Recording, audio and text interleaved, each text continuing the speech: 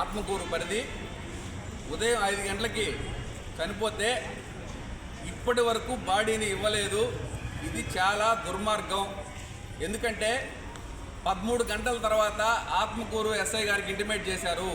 13 గంటల తర్వాత చనిపోయిన తర్వాత what is the mystery? Police వాళ్ళని అడిగినా కూడా మాకు 5 గంటల 50 నిమిషాలకి మాకు కాల్ వచ్చిందని చెప్పారు. వాళ్ళు ఇక్కడ ఏం ఇష్యూస్ లేవు, ఫైనాన్షియల్ ఇష్యూస్ లేవు, ఇంకేదన్నా చనిపోయిందనే దానికి ఏమి వీళ్ళని కూడా హాస్పిటల్ని బ్లేమ్ చేసింది లేదు. 13 గంటల సేపు అనుష బాడీని ఎందుకు ఆపారు? 20 రోజుల క్రితం ఆ అమ్మాయి గడ్డి మందు తాగి ఇన్ఫెక్షన్తో బాధపడతానే ఉంది. ఆ కారణం దాని ఇప్పుడు చనిపోయింది. కనీసం చేరినప్పుడు కూడా పోలీసు వాళ్ళు వచ్చి ఎమ్మెల్సీ రాసుకున్న దాఖలాలు లేవు. ఇప్పుడు పోలీసుని ఎందుకు ఇన్వాల్వ్ చేస్తున్నారు? వాళ్ళు మా బాడీ మాకు ఇవ్వండి, మేము ఇంటికి పోతా ఉంటే పంపిలా. ఇప్పుడు దాకా చనిపోయిన శవాన్ని చూపించే పరిస్థితి కూడా లేదు. కాబట్టి వాళ్ళ బాధ కూడా వినండి ఒకసారి. చిన్న పాప వయసు 1 year పాప, 3 years బాబు.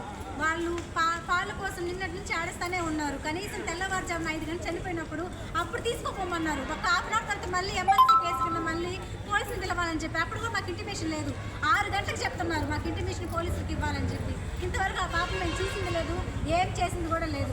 ఇప్పటికి వరకు పంపించడం లేదు, అసలు బాడీని కూడా చూపించడం లేదు. అమ్మాయిని పోలీసు వాళ్ళు వచ్చారు, అప్పుడు పోలీసు వాళ్ళు కూడా వచ్చారు, వాళ్ళు కూడా చేతులు ఎత్తేసారు మాకు కూడా హెల్ప్ చేయకుండా. ఇవ్వాలి బాడీని వెంటనే, బాడీని వెంటనే, బాడీని వెంటనే. 15 గంటలైన బాడీని ఇవ్వకపోవడం, 15 గంటలు అవుతున్న బాడీని ఇవ్వకపోవడం.